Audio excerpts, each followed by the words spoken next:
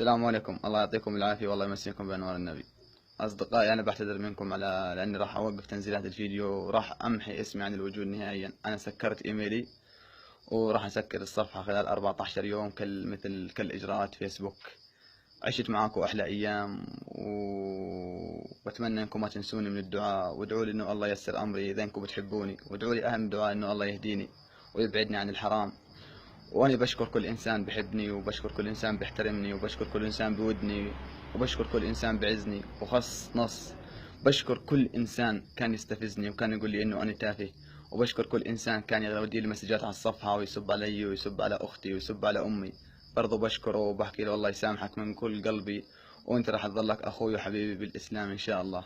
عشت معك أحلى أيام، وكانت أيام جد ما راح تنتسى بحياتي. واللي بيحبني يا اخوان وبحب يشوفني يوم من الايام، انا اسمي عبد القادر عقايلي مثل ما بتعرفوه، سكان قرية زمال بإربد بلواء الكورة.